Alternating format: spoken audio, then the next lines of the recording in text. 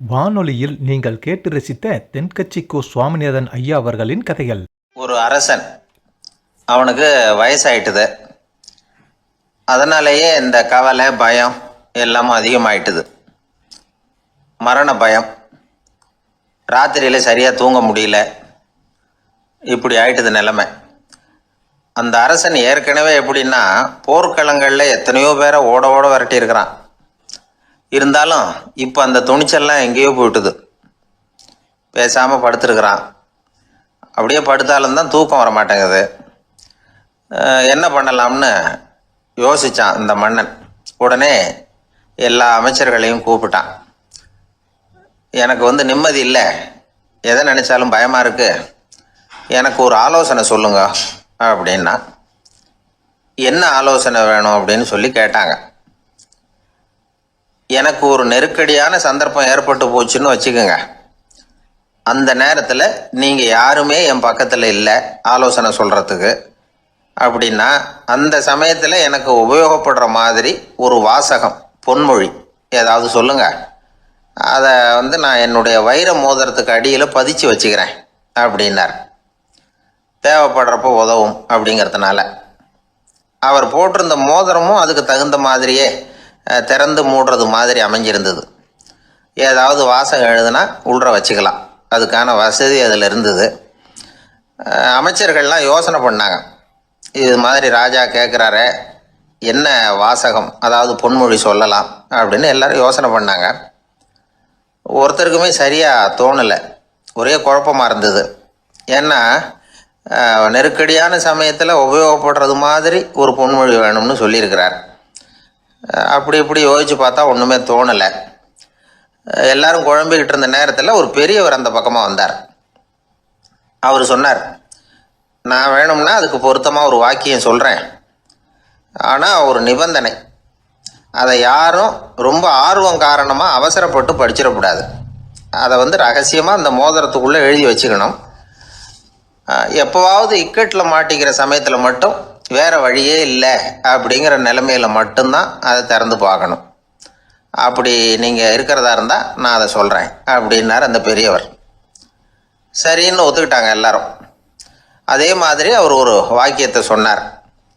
அவர் சொன்ன வாக்கியத்தை ரகசியமாக மோதிரத்துக்குள்ளே பதிச்சு மூடியாச்சு. ராஜா அதை விரலில் மாட்டிக்கிட்டார். கொஞ்ச நாள் ஆச்சு. அந்த ராஜாவுக்கு ஒரு சோதனை வந்தது. என்ன சோதனைன்னா, அடுத்த நாட்டு மன்னன் படையெடுத்துக்கிட்டு வந்துட்டான். அவன் இவர்கிட்ட ஏற்கனவே தோற்று போனவன், ஒரு வெறியில் வந்திருக்கிறான். தோற்று போனவன் மறுபடியும் சண்டைக்கு வந்தால் எப்படி வருவானோ அப்படி வர்றான். ஒரு வெறியில் வந்தால் ஜெயிச்சுட்டான். என்னாச்சு, இவரோட நிலைமைன்னா நாட்டை இழந்துட்டார், எல்லாத்தையும் இழந்துட்டார். கடைசியாக ஒரு அடிபட்ட குதிரையில் ஏறி தப்பிச்சு போயிட்டார், வேறு வழி இல்லைன்னு. பின்னாடி துரத்திக்கிட்டு வராங்க. இவர் ஒரு மலை உச்சிக்கு போயிட்டார். அதுக்கும் அப்பால் போக முடியாது, ஏன்னா அந்த பக்கம் பயங்கர பள்ளம். உல்லாச பயணிகள் கண்டு கழிக்கிற இடம் அது.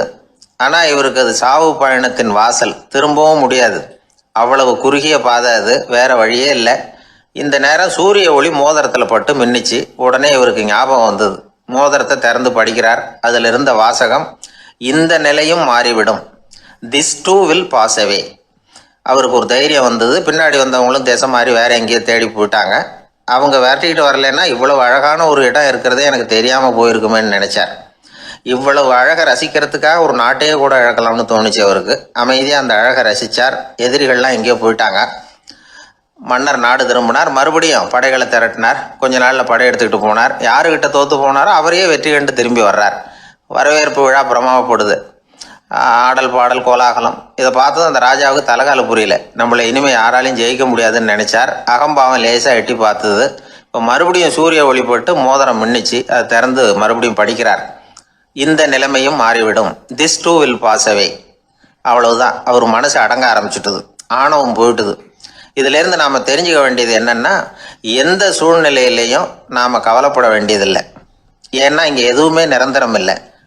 அந்த ராஜா மாதிரியே நம்ம ஆள் ஒருத்தன் ஒரு மோதிரம் போட்டிருந்தான், அதுக்குள்ளே அவன் எழுதி வச்சிருந்த வாசகம், எதுக்கும் கவலைப்படாதே அப்படிங்கிறது தான். ஒரு நாள் பயங்கரமான கவலையோடு உட்காந்துருந்தான். பக்கத்தில் இருந்தவங்க சொன்னாங்க, இது மாதிரி சந்தர்ப்பத்தில் தான் நீ உன் மோதிரத்தை திறந்து பார்க்கணும்னாங்க. இவனுக்கு கவலையோடு எரிச்சலும் சேர்ந்துக்கிட்டது. அது எப்படி முடியும்? இப்போ திருட்டு போனது என்னோட அந்த மோதிரம் தானே அப்படின்னு சொல்லிவிட்டு தலையில் கை வச்சுட்டு உட்காந்துட்டான். இப்படிலாம் சொல்கிறது உண்டு. இருந்தாலும் நாம் எந்த சூழ்நிலையிலையும் கவலைப்பட வேண்டியதில்லை அப்படிங்கிற உண்மையை புரிஞ்சுக்கணும். அப்படி கவலையை வெல்றதுக்கான வழி தெரிஞ்சுட்டதுன்னா வாழ்க்கையில் வெற்றி நிச்சயம். உழைப்பும் நேர்மையும் உயர்வதற்கு வழிகள். அதை விட்டுட்டு உட்கார்ந்த இடத்துல இருந்துகிட்டே உயர போகணும் அப்படின்னு ஆசை கற்பனை பண்றாங்க. அந்த கற்பனையிலேயே பாதி வாழ்க்கை ஓடி போடுது. உழைப்புங்கிற வழியையும் நேர்மைங்கிற வழியையும் ஒதுக்கி விட்டு குறுக்கு வழியில ஓட நினைக்கிறவங்க குப்புற விழுந்துடுறாங்க. எந்த தொழிலை நாம செய்தாலும் சரி, அந்த தொழிலுக்குரிய பெருமையை நாம புரிஞ்சுக்கிட்டு அதுல ஈடுபடணும். அப்படி இல்லாம என்ன சார் பொழப்புது, இந்த தொழிலை மனுஷன் செய்வானா அப்படி புலம்பிக்கிட்டே இந்த தொழிலையே செஞ்சுக்கிட்டு இருக்கிறவங்க நம்மள பல பேர் உண்டு. செய்யும் தொழிலே தெய்வம் அப்படின்னு சொல்றாங்கல்ல, அப்படி சொல்றது எதுக்காக? அந்த அளவுக்கு அதுல ஒரு ஈடுபாடு வேணுங்கிறதுக்காகத்தான். ஒரு பெரிய மலைப்பகுதி, அந்த மலை அடிவாரத்துல ஒரு சிற்பி உட்காந்து ஒரு சிலையை வடிச்சுக்கிட்டு இருக்கிறான். கையில ஒரு சின்ன உளிய வச்சுக்கிட்டு ஒரு பெரிய கருங்கல் பாறையை கொஞ்சம் கொஞ்சமா உடைச்சுக்கிட்டு இருக்கான். ஒரு சிற்பத்தை வடிக்கிறதுங்கிறது அவ்வளவு உன்னதமான ஒரு தொழிலா? எல்லாராலையும் முடியுமா அது? அப்படி இருந்தும் அந்த சிற்பிக்கு மன நிறைவில்லை. அவன் நினைக்கிறான், இந்த கடுமையான வெயில்ல உட்கார்ந்து வேலை செய்யறது எவ்வளவு கஷ்டம். நாம ஒரு சிற்பியா இருக்கிறதுனால தானே சூரியன் கடுமையான வெப்ப கதிர்களை நம்ம மேல வீசுறான். நாமளே அந்த சூரியனா இருந்துட்டா இந்த கஷ்டம் இருக்காதே. நம்மளை கஷ்டப்படுத்துறவன் நம்மளை விட வலிமை உள்ளவன், அதனால நாம அவனா மாறி விடுறதுதான் நல்லது அப்படின்னு அந்த சிற்பி யோசனை பண்ணான். அவன் எண்ணம் உடனே நிறைவேறிட்டுது. இயற்கைங்கிற மாபெரும் சக்தி அவனை ஒரு சூரியனா மாத்தி விட்டது. சிற்பி இப்போ ஒரு சூரியனா மாறினான். இனிமே இந்த உலகத்துல நம்மளை விட வலிமை உள்ளவன் வேற யாரும் கிடையாது அப்படின்னு நினைக்க ஆரம்பிச்சுட்டான். அவனுக்கு மகிழ்ச்சியா இருந்தது. அந்த மகிழ்ச்சி அதிக நேரம் நீடிக்கல. ஏன்னா கொஞ்ச நேரத்துல ஆகாயத்துல கரிய மழை மேகங்கள் அப்படியே சூழ்ந்து வந்தது. சூழ்ந்து வந்த மேகங்கள் சூரியனை மறைக்க ஆரம்பிச்சது. இப்போ சூரியனா இருந்த அந்த சிற்பி நினைச்சு பாக்குறான், என்ன இது, என்னையே இந்த மேகம் மூடி மறைக்குதுன்னா அது என்னை விட பெரிய ஆளாதான் இருக்கணும். அதனால இனிமே நாம சூரியனா இருக்கக்கூடாது, நாம மேகமா தான் இருக்கணும், அதுதான் கௌரவம் அப்படின்னு நினைக்க ஆரம்பிச்சிட்டான். இப்பவும் பாருங்க, இயற்கை அவனுடைய ஆசையை நிறைவேற்றி வச்சது. சூரியனா இருந்த சிற்பி மேகமா மாறினான். வான வீதியில அப்படியே உல்லாசமா வர ஆரம்பிச்சான். அந்த உல்லாசமும் அதிக நேரம் நீடிக்கல. எதிரில் பார்த்தா பிரம்மாண்டமான மலைகள் வழியை அடைச்சிட்டு நிக்குது. வேகமா வந்த மேகம் மலையில மோதிக்கிட்டுது. அந்த மலையை தாண்டி அப்பால செல்ல முடியல. இப்போ அந்த மேகம் நினைக்குது, நாம எந்த தடையும் இல்லாம அந்த இடத்துல மிதந்து வர்றோம், நம்மையே போக விடாம தடுக்குதுன்னா அந்த மலைக்கு எப்பேற்பட்ட வலிமை இருக்கணும். இனிமேலும் நாம மேகமா இருந்து பிரயோஜனம் இல்லை, இருந்தா மலையா இருக்கணும், அதுதான் பெருமை அப்படின்னு நினைக்க ஆரம்பிச்சான். இப்பவும் பாருங்க, இயற்கை அவனுடைய ஆசையை நிறைவேற்றி வச்சது. மேகமா இருந்த சிற்பி மலையா மாறினான். பெரிய மலை பூமிக்கும் வானத்துக்குமா நின்றுகிட்டு இருக்கு. இனிமே நமக்கு எந்த கவலை இல்லை அப்படின்னு நினைச்சது அந்த மலை. இப்படி நினைச்சுக்கிட்டு இருந்த வேளையில அந்த மலையோட காலடியில அடிவாரத்துல ஏதோ சத்தம் கேட்டுது. என்ன சத்தம் இது அப்படின்னு சொல்லி அந்த மலை மெதுவா குனிஞ்சு பார்த்துதான்.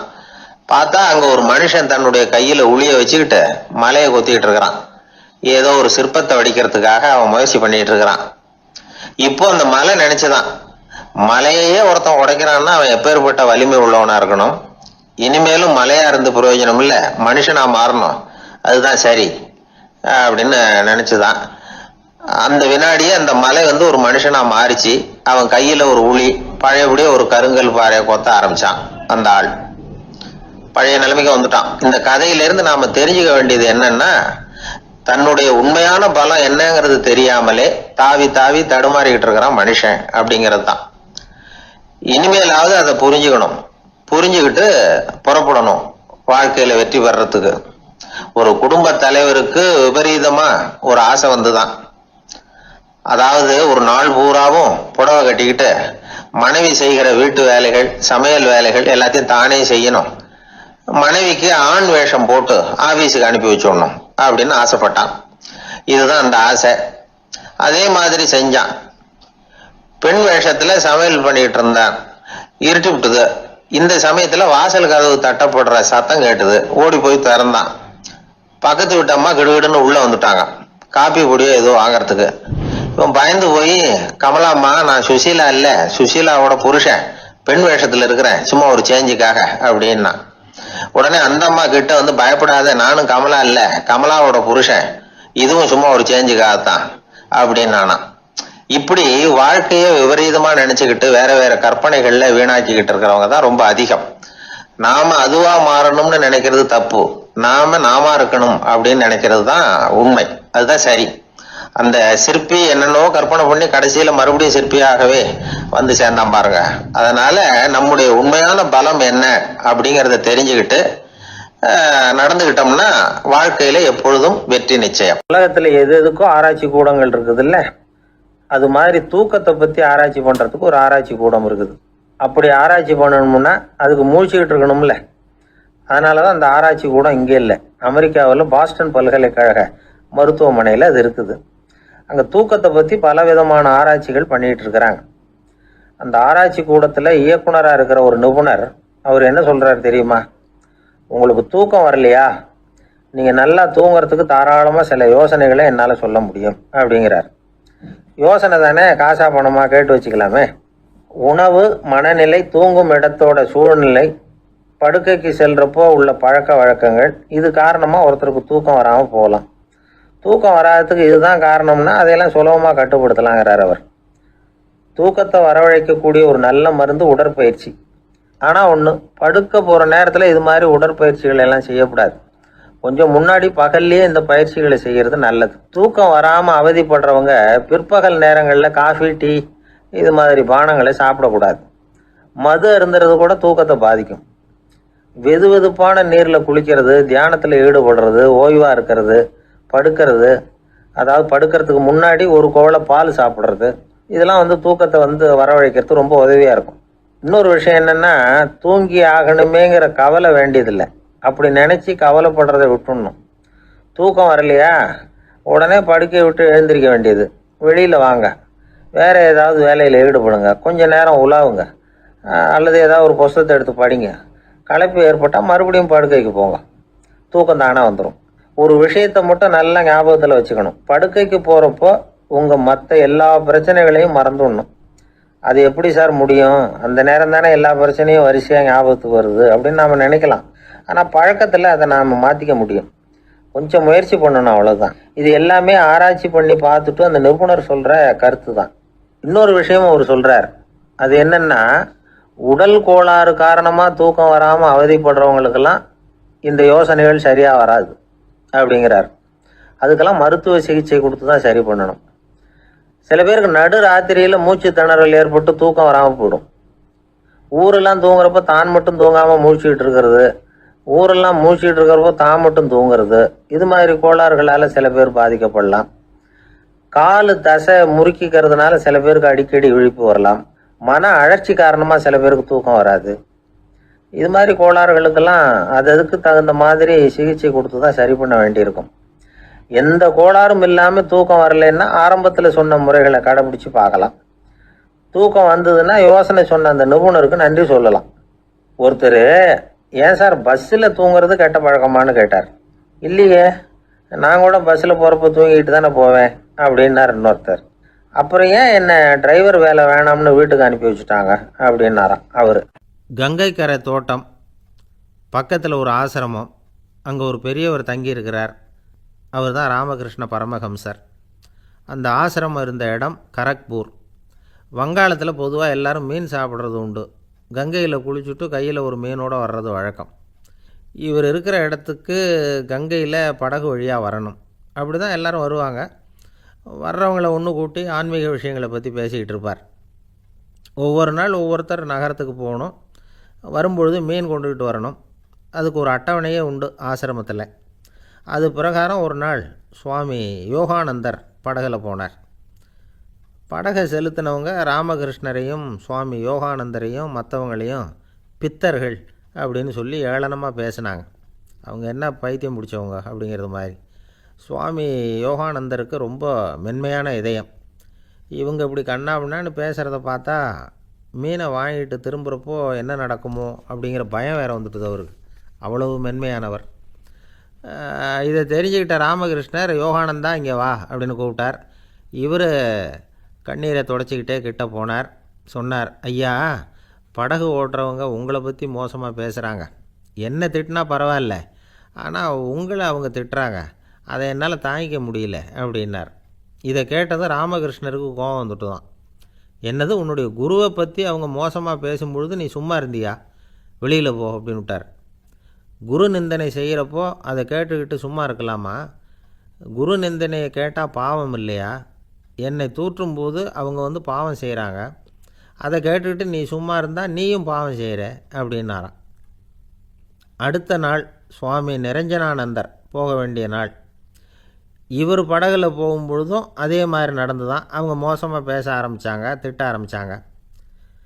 அப்படி கேலி பண்ண ஒருத்தனை இவர் என்ன பண்ணார், பலார்னு கன்னத்தில் அரைஞ்சிட்டார். இன்னொருத்தனை கங்கையில் தூக்கி எறியறதுக்கும் தயாராகிட்டார். அதுக்கப்புறம் அவங்க யாரும் வாயை திறக்கலை. மீன் வாங்கிட்டு வர்றப்பவும் படகுல ஒரே அமைதி. அவ்வளவு பயம் அவங்களுக்கு. ராமகிருஷ்ணர் கூப்பிட்டு விசாரித்தார் என்ன நடந்ததுன்னு. இவர் சொன்னார், அவர் யோகானந்தா போகும்பொழுது என்ன நடந்ததோ அப்படியே தான் இப்போவும் நடந்தது. குரு நிந்தனை செய்கிறத கேட்டுக்கிட்டு நான் சும்மா இருப்பேனா? ஒருத்தனை அப்படியே அரைஞ்சுட்டேன், இன்னொருத்தனை ஆற்றுல தூக்கி போட்டுருவேன்னு பயமுறுத்தினேன், அவ்வளவுதான் அப்படின்னாராம். இப்போவும் ராமகிருஷ்ணருக்கு கோபம் வந்துட்டு தான். என்ன இது, அணியறது காஷாயம், இருக்கிறது ஆசிரமம், உனக்கு இவ்வளவு கோபம் வந்ததுன்னா அப்புறம் என்னத்துக்கு ஆசிரமத்தில் இருக்கணும்? பிரம்மச்சாரி எப்பவும் அமைதியாக இருக்கணும் அப்படின்னு அறிவுரை சொன்னாராம் ராமகிருஷ்ணர். அப்போ இவர் கேட்டாராம், ஏங்க அவருக்கு ஒரு விதமான அறிவுரை சொன்னீங்க, எனக்கு வேறு விதமாக அறிவுரை சொல்கிறீங்க, இதில் எது உண்மை அப்படின்னு கேட்டிருக்கார். இதுக்கு ராமகிருஷ்ணர் சொன்ன பதில் என்னென்னா, அட அசடே, சக்கரத்தில் காற்று அதிகமாக இருந்தால் குறைக்கணும், குறைச்சலாக இருந்தால் கூட்டணும். அவன் சாது, அவனுக்கு அதிக உணர்ச்சி தேவை, உனக்கு படபடப்பு அதிகம், உனக்கு பொறுமை தேவை அப்படின்னாராம். இதில் உள்ள கருத்து என்னென்னா, கல்விங்கிறது எப்படின்னா அதை சூழ்நிலைக்கு தகுந்த மாதிரி கற்பிக்கணும். எல்லாருக்கும் ஒரே மாதிரி கற்பிக்கக்கூடாது. கேட்குற ஒரு தகுதி, புரிஞ்சுக்கிற திறமை, இதை பொறுத்து கல்வி அமையணும். ஆரம்ப காலத்தில் ஒரு குரு, அப்போ ஒரு சீடன் இருந்தான். அது வேடிக்கையான குரு, வேடிக்கையான சீடன். ஒரு ஆசிரமம். ஒரு நாள் ஒருத்தன் அவசரமாக அந்த குருவை தேடி வந்திருக்கிறான். என்ன விஷயம்னு விசாரித்தார் குரு. உங்கள் சீடர் என்னை அடிச்சுட்டார் அப்படின்னு புகார் பண்ணானான் அந்த ஆள்.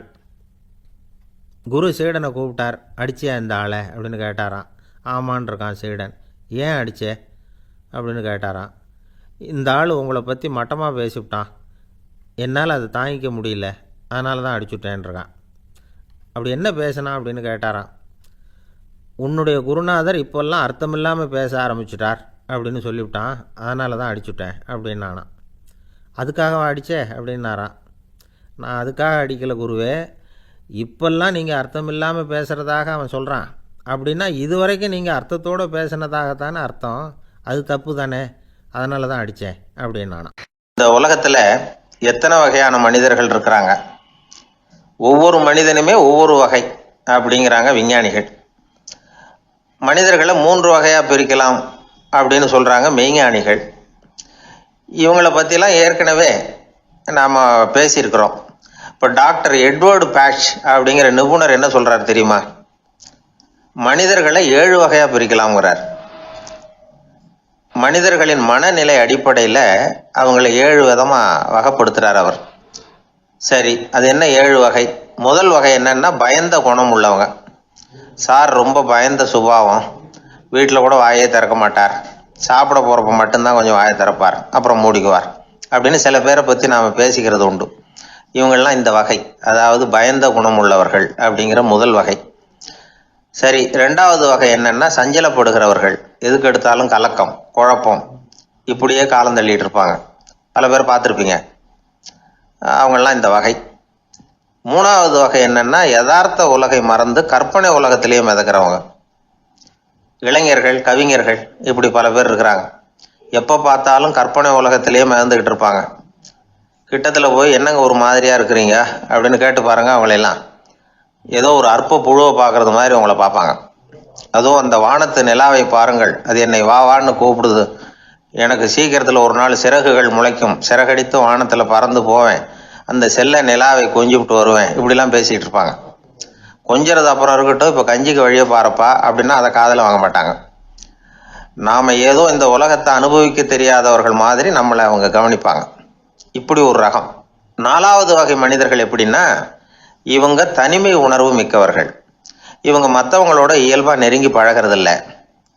தான் உண்டு தன்னுடைய வேலை உண்டுன்னு இருந்துட்டு போகிறவங்க.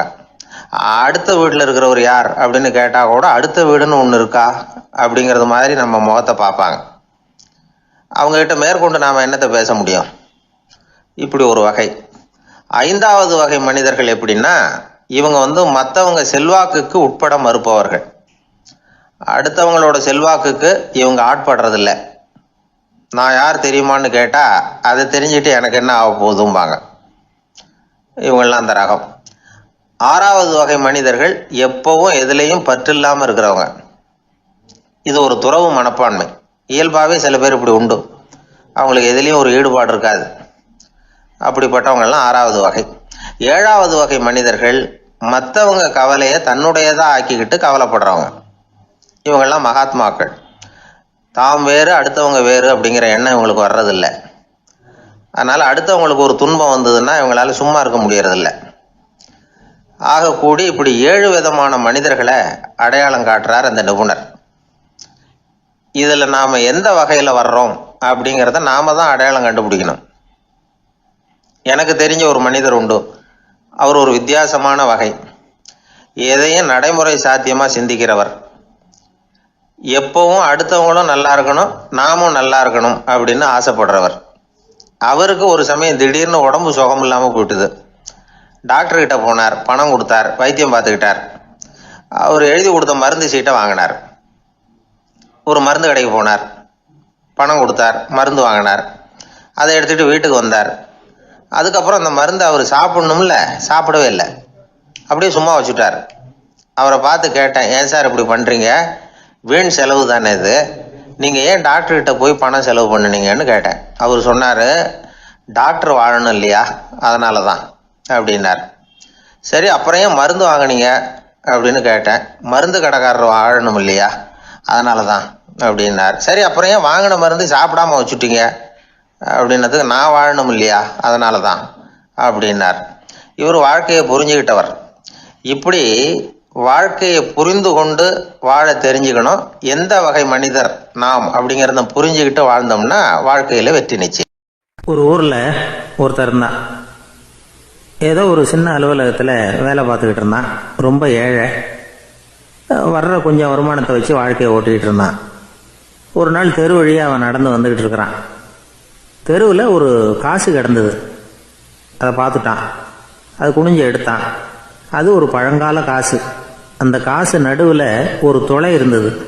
அதாவது துளையிட்ட நாணயம். பழங்காலத்தில் புழக்கத்தில் இருந்த ஒரு நாணயம் அது. துளையிட்ட நாணயம் கிடச்சிதுன்னா ரொம்ப நல்லது, அது அதிர்ஷ்டம் அப்படின்னு ஒரு நம்பிக்கை உண்டு. இவன் கையில் அது கிடைச்சதும் ரொம்ப சந்தோஷப்பட்டான். இனிமேல் என்னுடைய கஷ்டம்லாம் தீரப்போகுது, அதிர்ஷ்டம் என்னை தேடி வரும், நான் பணக்காரன் ஆகிடுவேன் அப்படின்னு சொல்லிட்டு அந்த காசை தன்னுடைய கோட்டு பையில் பத்திரமா போட்டு வச்சுக்கிட்டான். அடிக்கடி அதை தொட்டு பார்த்துக்கிறது உண்டு, வெளியில் எடுக்க மாட்டான். இப்படியே கொஞ்ச காலம் ஆச்சு. அதுக்கப்புறம் என்னாச்சு தெரியுமா? நிஜமாகவே அதிர்ஷ்டம் அவனை தேடி வர ஆரம்பிச்சிட்டுது. செல்வம் வந்து குவிஞ்சுது. பணம், பதவி, புகழ் எல்லாம் வந்து சேர்ந்தது. சமூகத்தில் அவன் ஒரு பெரிய மனுஷன் ஆயிட்டான். எல்லாரும் அவனை பாராட்டினாங்க. அவன் எதை தொட்டாலும் வெற்றி, எல்லாம் அந்த காசோட மகிமை அப்படின்னு அவன் மனசுக்குள்ளே நினச்சிக்கிட்டான். தினமும் காலையில் அந்த கோட்டை போட்டுக்கிட்டு தான் வெளியில் கிளம்புவான். புறப்படுறதுக்கு முன்னாடி கோட்டு பாக்கெட்டை தொட்டு பார்த்துக்குவான், உள்ளே காசு இருக்கா அப்படிங்கிறத உறுதிப்படுத்திக்குவான். அதுக்கப்புறம் தான் வெளியில் கிளம்புவான். இப்படியே பல வருஷம் ஓடி போச்சு. ஒரு நாள் அவனுக்கு அந்த ஆசை வந்துட்டுது. அதாவது அந்த துளையிட்ட நாணயத்தை எடுத்து கண்ணால் பார்க்கணும் அப்படின்னு. காலையில் சாப்பிட்டுக்கிட்டு இருந்தான். அப்போ தன்னுடைய மனைவி கிட்ட சொன்னான், ரொம்ப நாளைக்கு அப்புறம் என்னுடைய அந்த நாணயத்தை இன்றைக்கி வெளியில் எடுத்து பார்க்க போகிறேன்னா. என்னத்துக்கு அது, இப்போ அதை பார்க்க வேணாமே அப்படின்னு மெதுவாக இழுத்தாங்க அந்த அம்மா. இல்லை நான் பார்த்தே தீரணும் அப்படின்னு அவன் தன்னுடைய சட்டை பைக்குள்ளே கையை விட்டான். உள்ளே இருந்த நாணயத்தை வெளியில் எடுத்தான். பார்த்தா அவனுக்கு ஆச்சரியமாக போச்சு. அந்த நாணயத்தில் தொலையே இல்லை. என்ன ஆச்சு அப்படின்னு சொல்லி அவன் ரொம்ப குழம்பி போயிட்டான். இப்போ அந்த அம்மா சொன்னாங்க, நான் தான் ஒரு நாள் உங்கள் கோட்டு ரொம்பவும் தூசியாக இருக்கேன்னு சொல்லி அதை ஜன்னலுக்கு வெளியில் உதறினேன். உள்ளே இருந்த அந்த காசு அப்போ எனக்கு தெரியாது, ஞாபகத்தில் இல்லை. அது தெருவில் விழுந்துட்டது போல இருக்கு. அதுக்கப்புறம் எவ்வளவோ தேடி பார்த்தேன், கிடைக்கல. அதுக்குள்ளே அதை யாரோ எடுத்துகிட்டு போயிட்டாங்க போல இருக்கு. அது இல்லைங்கிறது உங்களுக்கு தெரிஞ்சால் வருத்தமாக இருக்குமேங்கிறதுக்காக நான் தான் வேற ஒரு நாணயத்தை எடுத்து சட்டை பைக்குள்ளே வச்சுட்டேன் அப்படின்னு விவரத்தை சொன்னாங்க அந்த அம்மா. இது எப்போ நடந்ததுன்னு கேட்டான். உங்களுக்கு அந்த காசு கிடைச்சதே அன்னைக்கு மறுநாளே இது நடந்து போச்சு அப்படின்னாங்களாம். இதை கொஞ்சம் யோசனை பண்ணி பாருங்க. அவனுக்கு அதிர்ஷ்டத்தை கொடுத்தது அந்த நாணயம் இல்லை, அவனுடைய நம்பிக்கை, அதாவது தன்னம்பிக்கை. அதுதான் வேலை செஞ்சிருக்கு. இதிலிருந்து நாம் தெரிஞ்சுக்க வேண்டியது என்னென்னா, வாழ்க்கையில் முன்னேற நினைக்கிறவங்களுக்கு தன்னம்பிக்கை ரொம்ப முக்கியம். அது இல்லைன்னா முன்னேற முடியாது. ஒருத்தன் சொன்னானா, நான் எப்போவுமே என்ன தான் சார் நம்புவேன், மற்றவங்கள நம்ப மாட்டேன். நேற்றுக்கு பாருங்கள், திடீர்னு 10 பேர் என்னை அடிக்க வந்துட்டாங்க, நான் ஒருத்தனாகவே அதை சமாளித்தேன் அப்படின்றான் ரொம்ப பெருமையாக. அது எப்படின்னு கேட்டாங்களாம். ஒரே ஓட்டமாக அங்கேருந்து ஓடி வந்துட்டேன் அப்படின்னானா. குடும்பத்தில் ஒருத்தர் அனுசரிப்பு தன்மைங்கிறது ரொம்ப அவசியம். கணவன் மனைவின்னா அனுசரித்து போகணும்னு சொல்லுவாங்க. அதாவது ஒரு கணவன் அதுக்காக தான் அந்த காலத்துலலாம் ஒரு வீட்டுக்கு வந்து மாப்பிள்ளை தேடுறதுங்கிறது ஒரு பெரிய குடும்பத்தை நிர்வகிக்கிற அளவுக்கு ஒரு கணவனாக வரக்கூடிய எப்படி இருக்கணும் அப்படின்னா, அந்த காலத்தில் புலி வேட்டைக்கு போகணும். ஒரு பொண்ணுக்கு மாப்பிள்ளை தேடுறதுன்னா நம்ம தமிழ் பழக்கம் என்னென்னா, காட்டுக்கு போய் ஒரு புலியை வேட்டையாடிட்டு வரணும். அந்த புலி பல்லு அல்லது நகத்தை கொண்டுட்டு வரணும் அந்த இளைஞன். அதை வந்து வீட்டில் கொடுப்பான். அதை தான் கட்டி அதை வந்து இதாக கட்டுவாங்க, மாலையாக போடுவாங்க, தாலியாக கட்டுவாங்க. அதாவது வீரம் இருக்கா பையனுக்குன்னு பார்ப்பாங்க. ஒரு பொண்ணு வேணும்னா நீ முதல்ல வீட்டுக்கு பொண்ணு கேட்க போகக்கூடாது, காட்டுக்கு போகணும், போய் புலியை கொண்டு வா, அதுக்கப்புறம் தான் உனக்கு பொண்ணு அப்படின்னு சொல்லுவாங்க. இப்போவெல்லாம் ஏன் போகிறது இல்லைன்னா, இப்போலாம் ஒருத்தனை வந்து காட்டுக்கு போய் புலிப்பல் கொண்டு வானா புலி தான் மாப்பிள்ளையாக வரும். அதனால தான் இப்போ போகிறதில்ல யாரும் காட்டுக்கு. அப்போ வந்து பெண்களும் வந்து ரொம்ப வீரமாக இருந்தாங்க. பெண்கள் மூலம் அந்த காலத்தில் எப்படின்னா, முறத்தாலேயே புலியை துரத்துவாங்களாம். நம்ம பழைய பாட்டிலெல்லாம் பார்த்துருப்பீங்க, முறத்தால் புலியை விரட்டினாங்கன்னு வரும் பழைய பாட்டு. ஒரு அந்த அளவுக்கு பெண்களுக்கு வீரம். இப்போ கல்யாணம் ஆகி இந்த காலத்தில் ஒரு கணவனை வந்து விரட்டிட்டு வந்தாங்களாம் முறத்தை எடுத்துக்கிட்டு. ஒரு மனைவி அவன் பயந்துட்டு வெளில ஓடி வரான், பின்னாடி முறத்தை எடுத்துகிட்டு அந்த அம்மா ஓடி வருது. இவனை தனியாக பிடிச்சி கொண்டு போய், என்னப்பா இந்த மனைவிட்டு இப்படி பயந்து ஓடி வரைய, முறத்தால் துரத்துறா இப்படி வரைய அப்படின்னு தான் அவன் அப்படியே தடுமாறிக்கிட்டு, அதெல்லாம் ஒன்றும் இல்லை, அவன் என்னை புலியாக நினைக்கிறா அப்படின்னு ஒரு பெருமையாக சொல்லிட்டானான். அந்த காலத்தில் புலியை தான் முறத்தால் விரட்டினாங்க, இப்போ புருஷனை விரட்டுறாங்க அப்படின்னு சொல்லி. அப்படி அந்த காலத்தில் வந்து கணவனுக்கு ஒரு குடும்பத்தை நிர்வகிக்கிற திறமை இருக்கா, உடல் வலிமை தான் முக்கியம். இப்போ கூட மதுரை பக்கத்தில் ஐயாவுக்கு தெரியும், அந்த இளவட்டக்கல்லுன்னு ஒரு ஊருக்கு ஊர் எல்லையில் கிடக்கும். ஊர் எல்லையில் ஒரு பெரிய கல் கிடக்கும். அந்த ஊருக்கு பொண்ணு கேட்க போகிறவங்க அந்த கல்லை தலைக்கு மேலே தூக்கி காட்டணும், அப்படியே தூக்கி தலைக்கு மேலே வசதி கீழே போடணும். அந்த வலு இருந்தால் தான் நீங்கள் அந்த ஊருக்குள்ளேயே போகலாம், பொண்ணு கேட்குறதுக்கு போகலாம். இல்லைன்னா நீ திரும்பி போக வேண்டியதான். அந்த வலிமை இருக்கா மாப்பிள்ளைன்னு பார்க்குறாங்க. இளவட்டக்கல்லுன்னு பேர். அப்போ என்ன பண்ணாங்கன்னா, ஒரு 1000 வருஷத்துக்கு முன்னாடி அந்த கல்லை தலைக்கு மேலே தூக்கி கீழே போடுவாங்களாம். ஒரு 500 வருஷத்துக்கு முன்னாடி அப்படி கொஞ்சம் தூரம் இடுப்பு அளவுக்கு தூக்கி கீழே போட்டுக்கிட்டு இருந்துருக்குறாங்க. அதுக்கப்புறம் ஒரு 100 வருஷத்துக்கு முன்னாடியெல்லாம் அப்படி முழங்கால் அளவுக்கு அப்படி தூக்கி போட்டால் போகிறோம்னு வச்சுருந்தாங்களாம். இப்போ நான் அந்த ஊருக்கு என் கூட பழனிசாமின்னு ஒருத்தர் இருக்கார். அவர் போய், உனக்கு எப்படிப்பா இந்த ஊரில் கல்யாணம் ஆச்சு அப்படின்னா, இப்போலாம் நாங்கள் தொட்டு கும்பிட்டா போகிறோம், அதை அசைக்கிறது கூட இல்லை. அப்படி ஆகிட்டுது. ஒரு குடும்பத்தை கணவனாக வரப்போகிறவனுக்கான தகுதி அந்த காலத்தில் அப்படி இருந்துதான். அப்படி வந்து கணவன் வந்து தேர்ந்தெடுக்கிறது, குடும்ப தலைவனை தேர்ந்தெடுக்கிறது ஒரு பெரிய காரியம். ஒரு பெரிய செல்வந்தர் போட்டி வச்சாராம், ஒரு நீச்சல் குளம், அதில் யார் வேணாலும் குதித்து அந்த பக்கம் போய் கரையேறலாம். அந்த நீச்சல் குளத்தில் விஷப்பாம்புலாம் கிடக்கு. யார் துணிஞ்சி அந்த விஷப்பாம்பு இருக்கிற குளத்தில் குதித்து அந்த பக்கம் போய் கரையேறானோ அவனுக்கு ஒரு 100 ஏக்கர் நிலம் கொடுப்பேன், அது வேண்டான்னா ஒரு 1000 ஆடு கொடுப்பேன், அதுவும் வேண்டான்னா என் பொண்ணை கொடுப்பேன் அப்படின்னு போட்டி வச்சார். அதான் மாப்பிள்ளையை தேர்ந்தெடுக்கிறதுக்கு அவர் ஒரு வழி, நீச்சல் குளத்தில் குதிச்சு கரையேறணும். இப்போ அந்த ஊரில் இருக்கிற இளைஞர்கள்லாம் வந்து பார்க்குறாங்க அந்த குளத்தில் குதிக்கணும்னு. ஆனால் குளத்தில் வெறும் விஷப்பாம்புலாம் கிடக்கு. இது என்ன பண்ணுறதுன்னு பார்த்தா யாருமே குதிக்கிறதுக்கு தைரியம் வரல. திடீர்னு ஒருத்தன் துணிஞ்சு குதிச்சான். படபடன்னு அடிச்சுட்டு போய் அந்த பக்கம் கரையேறிட்டான். கரையேறின உடனே பரவாயில்லையே ஒரு ஆள் வந்துட்டான்னு சொல்லி அவனை அந்த இளைஞனை போய் பிடிச்சிட்டு வந்தாங்க.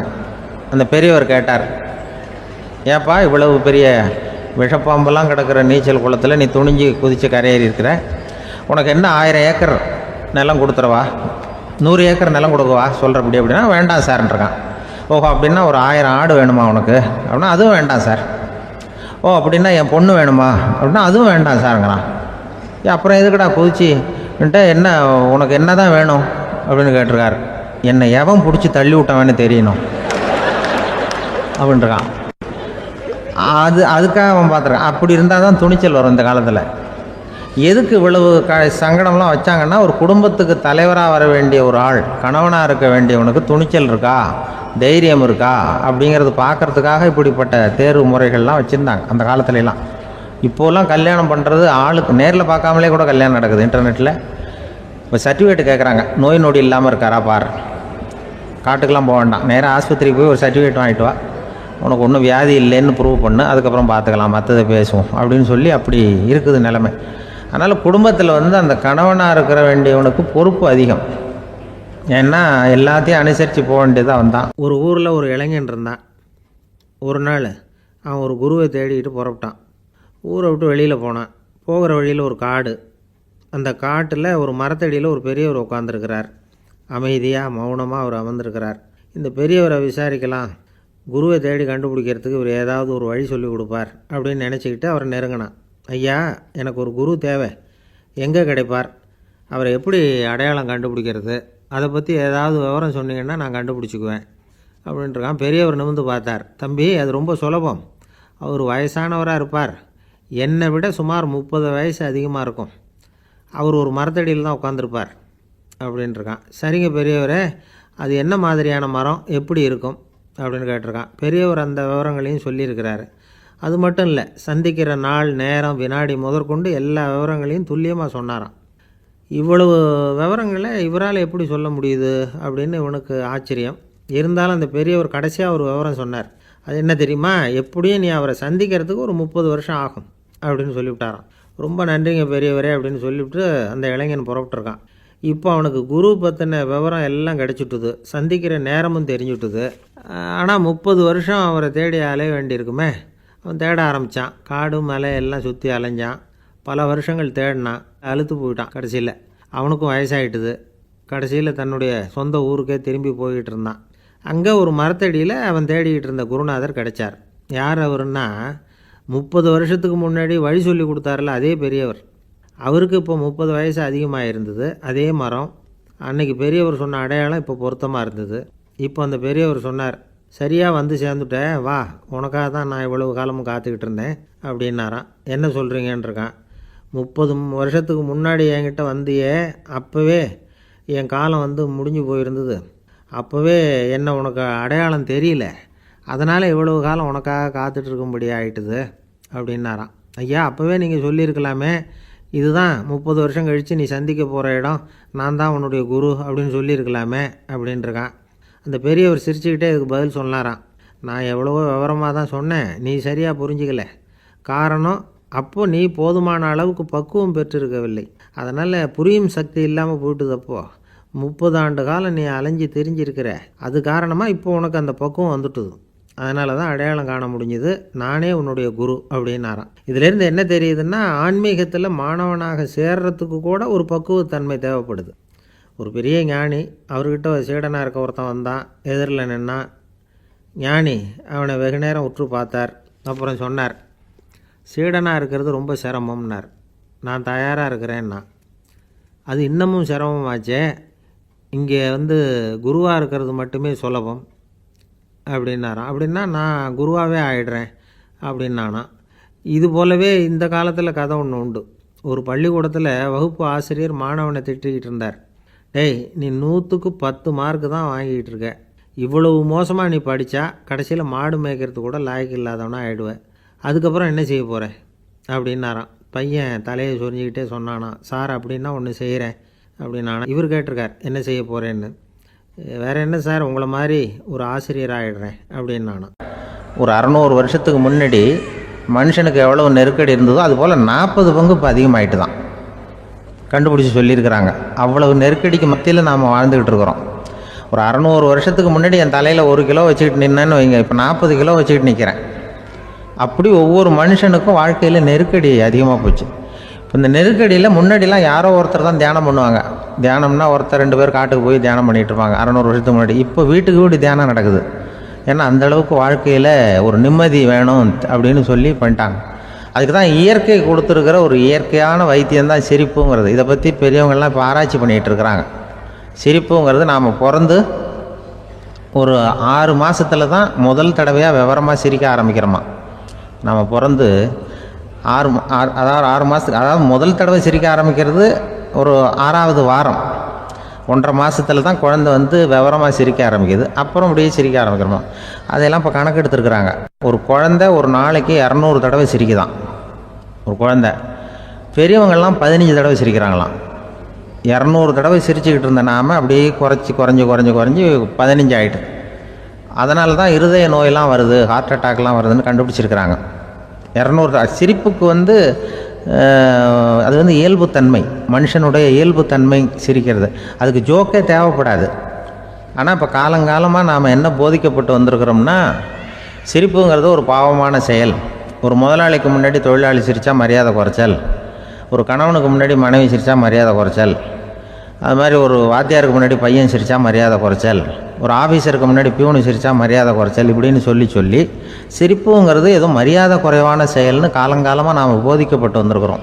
இப்போ மரபு ரீதியாகவே அந்த சிரிப்பு வந்து நம்மகிட்ட சிறைப்பட்டுருக்கு தான், அடங்கி போச்சு. அந்த சிறைப்பட்டிருக்கிற சிரிப்பை வெளியில் கொண்டு வர்றதுக்கு தான் ஜோக்குன்னு ஒரு சாவியை போட வேண்டியிருக்கு. வேறு இந்த ஜோக்குக்கும் சிரிப்புக்கும் சம்மந்தம் இல்லை. அதை ஏற்கனவே இருக்கிறத வெளில கொண்டு வரதுக்கு ஒரு சாவி மாதிரி உபயோகப்படுதுன்னு இப்போ அதை பற்றி ஆராய்ச்சி பண்ணுறவங்களாம் சொல்கிறாங்க. ஏன்னா சிரிப்புக்கு ஜோக்கு தேவைப்படாது. இப்போ ஒரு குழந்தை தொட்டிலில் படுத்துருக்குன்னு வைங்களேன், குழந்தை தொட்டிலில் இருக்குது, அது முகத்துக்கிட்ட போய் ஒரு கிளுகிழுப்பை ஆட்டுங்க சிரிக்கும். அந்த கிளுகிழுப்பை சத்தமே சிரிக்க வைக்கிறதுல அதுதான் மனுஷனுடைய இயல்புத்தன்மை. அது என்ன ஜோக்காது? சத்தம். ஒரு கிளுகிழுப்பையை கொண்டு போய் குழந்தை முகத்துக்கிட்ட ஆட்டினா சிரிக்குதே, அதுதான் இயல்புத்தன்மை. அதே கிளுகிழுப்பையை ஒரு தாத்தா மூஞ்சிக்கிட்ட ஆட்டுங்க, கோவம் வந்துடும், அடிக்க வருவார். என்னடா விளையாட்டு இது அப்படிமாரு. ஏன்னா அவர் சிரிச்சுக்கிட்டு இருந்தவர், அப்படி இருந்தவர் ஒரு காலத்தில். ஒரு கிளுகிழுப்பைக்கு சிரித்தவர் ஒரு காலத்தில் இப்போ கோவப்படுறாருன்னா அந்த அளவுக்கு நம்ம மாறி போயிட்டே வந்துக்கிட்டு இருக்கிறோம். அதனால் வந்து அந்த இயல்புத்தன்மை மாறாமல் இருக்கணுங்கிறது ரொம்ப முக்கியம். அதுக்காக எல்லோரையும் குழந்தையாக்க முடியாது. மனுஷன் வந்து எல்லோரும் இனிமேல் வந்து வயசுங்கிறது கூட ஆகிட்டே தான் இருக்கும். அதுக்காக குறைச்சிக்கிட்டே போக முடியாது. அதுக்கு யாராவது மருந்து கண்டுபிடிச்சாதான் உண்டு. ஆனால் ஒருத்தர் மருந்து கண்டுபிடிச்சாராம், சொல்லுவாங்க. ஒரு டாக்டர் வந்து ஒரு மாத்திரை கண்டுபிடிச்சாராம். ஒரு மாத்திரை சாப்பிட்டா ஒரு வயசு குறையும், ஒரு மாத்திரை சாப்பிட்டா ஒரு வயசு குறையும் அப்படின்னு ஒரு மாத்திரையை கண்டுபிடிச்சிருக்காரு. ஒரு பாட்டி அம்மா, 90 வயசு பாட்டி, அது போயிருக்கு. அதே டாக்டர்கிட்ட போய், ஐயா எனக்கு ஒரு பாட்டில் மாத்திரை கொடுங்க, இந்த வயசு குறையிற மாத்திரை அப்படின்றது. அவர் ஒரு பாட்டில் கொடுத்தாரு மாத்திரை. பாரும்மா பாட்டியம்மா, ஒரு மாத்திரை சாப்பிட்டா ஒரு வயசு குறையும், எடுத்துகிட்டு போகணும்னு கொடுத்துருக்காரு டாக்டர். இந்த 90 வயசு பாட்டி எடுத்துகிட்டு வீட்டுக்கு வந்துட்டு மறுநாள் அதே டாக்டர்கிட்ட போயிருக்கு. 30 வயசு பொண்ணாக போச்சான். 30 வயசு பொண்ணாக மாறி அதே டாக்டர்கிட்ட போயிருக்கு. இடுப்பில் ஒரு கை குழந்தை, அது சட்டை கிட்ட போடாமல் கெட்டவரில் வாயில் வச்சுட்டு உட்காந்துருக்கு. நேராக டாக்டர்கிட்ட போய், டாக்டர் நேற்று வந்தேன், ஏதோ ஒரு மாத்திரை சாப்பிட்டா ஒரு வயசு குறையுன்னீங்க, நான் ஏதோ ஒரு ஆர்வத்தில் ஒரு 30-40 மாத்திரை சாப்பிட்டேன், இப்படி ஆகிட்டேன் அப்படின்னு. இப்போ டாக்டர் சொல்லியிருக்காரு, இதுக்கு ஏமா வருத்தப்படுற, எல்லோரும் வந்து வயசு குறையணும்னு தான் நினைக்கிறாங்க, உனக்கு வயசு குறைஞ்சிட்டுது, நீ சந்தோஷப்படு, இதுக்கே மறுபடியும் என்னகிட்ட வந்திருக்கிற அப்படின்னாரான் டாக்டர்.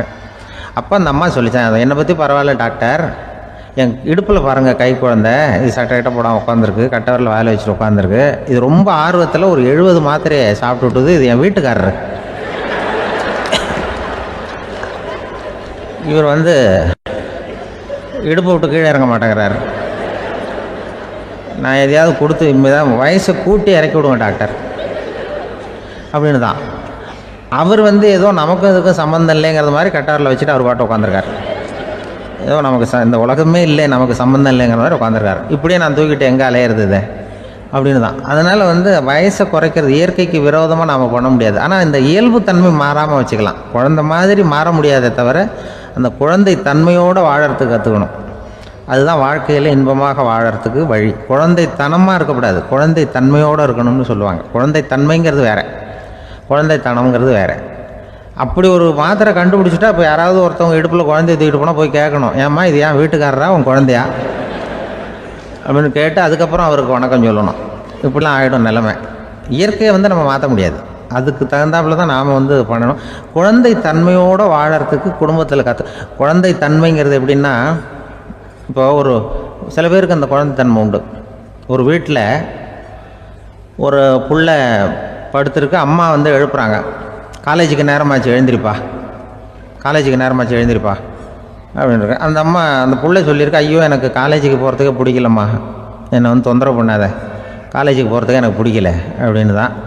அப்போ அந்த அம்மா சொல்லியிருக்கு, ஏன் உனக்கு காலேஜுக்கு போகிறதுக்கு பிடிக்கல, கல்லூரிக்கு போகிறதுக்கு, அதுக்கு 2 காரணம் சொல்லு அப்படின்னு இருக்கா. அப்போ அந்த புள்ள சொல்லிச்சான், ஏன் பிடிக்கலன்னா கல்லூரியில் இருக்கிற வாத்தியாருக்கும் என்ன பிடிக்க மாட்டேங்குது, ஆசிரியர்களுக்கும். 2வது காரணம், கல்லூரியில் படிக்கிற மாணவர்களுக்கும் என்ன பிடிக்கல, அதனால் நான் காலேஜுக்கு போக மாட்டேன்ற குழந்தை புள்ள சொல்லியிருக்கு. அம்மா அப்படிலாம் நீ இதுக்காக போகாமல் இருக்கக்கூடாது, நீ போய் தான் ஆகணும் அப்படின்னு பிடிவாதமாக அந்த அம்மா பிள்ளைய எழுப்புனாங்களாம். சரி, நான் எதுக்கு காலேஜ் போகணும்னு சொல்கிறேன், அதுக்கு நீ 2 காரணம் சொல்லு அப்படின்னு தான் அந்த புள்ள. அப்போ அந்த அம்மா சொன்னாங்களாம், நீ ஏன் காலேஜுக்கு போகணும்னா, முதல் காரணம் உனக்கு வயசு 52, 2வது காரணம் நீ தான் பிரின்சிபால் அப்படின்னு தான். என்ன இருந்தாலும் அவங்க அம்மாவுக்கு அது புள்ள தானே, அதுதான் குழந்தைத்தன்மைங்கிறது. 52 வயசுலேயும் குழந்தைத்தன்மையோடு இருக்கார் பாருங்க, அதுதான் அந்த குழந்தைத்தன்மையோடு வாழறது தான் வெற்றிக்கு வழின்னு சொல்லுவாங்க. ஒரு இலக்கிய கூட்டம் ஏற்பாடு பண்ணியிருக்கிறோம், நீங்கள் அவசியம் அதில் பேசணும் அப்படின்னு கேட்டுக்கிட்டார் ஒருத்தர். வேணாங்க, 4 பேருக்கு முன்னாடி நிற்கிறதுனா எனக்கு ரொம்ப கூச்சமாக இருக்கும் அப்படின்னாரு இவர். ஏன் சார் இன்னமும் குழந்த மாதிரி கூச்சப்படுறீங்களே அப்படின்னார் அவர் ஒரு மாதிரியாக சமாளித்து அனுப்பி வச்சுட்டு அதுக்கப்புறம் அதை பற்றி இவர் யோசித்து பார்த்துருக்கார். சில நிபுணர்கள் எழுதியிருக்கிறத படித்தும் பார்த்துருக்கிறார். மனோதத்துவ நிபுணர்கள் என்ன சொல்கிறாங்க தெரியுமா, 10லேருந்து 20% குழந்தைகள் பிறக்கிறப்பவே கூச்ச சுபாவம் கொண்டதாக தான் இருக்குதான். ஒரு தாத்தா தன்னோட பேர பிள்ளைய ஆசையாக கூப்பிடுறார் விளையாட்டு காட்ட, அதை அழுதுகிட்டு ஓடி போகுது. ஒரு அம்மா தன்னோட பிள்ளைய பள்ளிக்கூடத்தில் சேர்க்கறதுக்காக கூப்பிட்டுக்கிட்டு போகிறாங்க. அந்த புள்ள அம்மாவோட முந்தானையில் ஒளிஞ்சிக்கிட்டு வெளில வரமாட்டேங்குது. இவங்களையெல்லாம் எப்படி சமாளிக்கிறது? குழந்தைகளோட கூச்ச சுபாவத்தை போக்குறது எப்படி? இதுக்கு நிபுணர்கள் சில யோசனைகளை சொல்லியிருக்கிறாங்க. மற்றவங்களுக்கு முன்னாடி என் பையனுக்கு கூச்சம் ரொம்ப அதிகம் சார், மற்றவங்க பார்த்தா ரொம்ப வெக்கப்படுறான், இப்படி சொல்கிற அப்பாக்கள் உண்டு. என் பையன் புது மனுஷாலை பார்த்தா அட்டையாக ஒட்டிக்குவான் சார் அப்படின்னு சொல்கிற அப்பாக்களும் உண்டு. இப்படிலாம் குழந்தைகளுக்கு முத்திரை குத்துறது ரொம்ப தப்பான். புதுசாக யாராவது வீட்டுக்கு வந்தால் குழந்தை தானாக தன்னோட கூச்சத்தையும் பயத்தையும் போக்கிக்கிட்டு சகஜமாக மாறி வர்றதுக்கு வாய்ப்பு கொடுக்கணுமா. ஒரு கூட்டத்துக்கோ அல்லது சொந்தக்காரங்க கல்யாணத்துக்கோ குழந்தைய அழைச்சிட்டு போகிறீங்க, அங்கே போய் கட்டாயப்படுத்தி குழந்தைய மற்றவங்க கிட்ட பேச சொல்லக்கூடாது. சில சமயம் குழந்தை தானாக தன்னுடைய கூச்ச சுபாவத்தை விட்டு பேசுகிறதுக்கு முன் வந்தால் அதை பாராட்டணும். குழந்தை கலகலப்பு இல்லாமல் மௌனமாக இருந்ததுன்னா அதையும் கண்டுக்கக்கூடாது. குழந்தை பேச ஆரம்பித்தா அதை ஆர்வத்தோடு கவனிக்க தெரியணும். கலந்து உரையாடுற பழக்கத்தை வீட்லேயே ஆரம்பிக்கலாம். கேட்டதுக்கு பதில் சொல் அப்படின்னு நீங்கள் அதிகாரம் பண்ணிகிட்டு இருக்கக்கூடாது. அது குழந்தைக்கு பேசுகிற சந்தர்ப்பத்தை குறைச்சிருமா. இப்போ நாம் அதிகாரம் பண்ணால் கேலி செய்கிற பழக்கம் குழந்தைகளை ரொம்ப பாதிச்சிருமா. பெரியவங்களானதுக்கு அப்புறமும் சில பேர் கூச்சத்தோடவும் பயத்தோடவும் இருக்கிறதுக்கு இதுதான் காரணம். சின்ன வயசில் அவங்கெல்லாம் ஏதாவது கேலிக்கு ஆளாகி இருப்பாங்க. 2வது குழந்தை மூத்த குழந்தைய கேலிக்கு ஆளாகிற சந்தர்ப்பங்களை கண்டு கேலி பண்ணினா அது இளம் நெஞ்சங்களை விட்டு நீங்கிறதே இல்லையா. எப்பவும் குழந்தையோட நடை உடை பாவனைகளை பற்றி சொல்லிக்கிட்டே இருக்கக்கூடாதான். அதுவே கூச்ச சுபாவத்தை கொண்டுட்டு வந்துடுமா. அப்பா எங்கேன்னு யாராவது கேட்டால் இது மாதிரி இன்ன காரியத்துக்காக வெளியில் போயிருக்கார், இத்தனை மணிக்கு திரும்பி வருவார் அப்படின்னு சொல்கிற அளவுக்கு குழந்தைகளை பழக்கப்படுத்தி வைக்கணும். ஃபோன்லேயே யாராவது விசாரித்தா கூட இது மாதிரி பதில் சொல்லு அப்படின்னு சொல்லணும். சின்ன சின்ன மீட்டிங்கில் 4 வார்த்தை பேச தயார் பண்ணலாம்.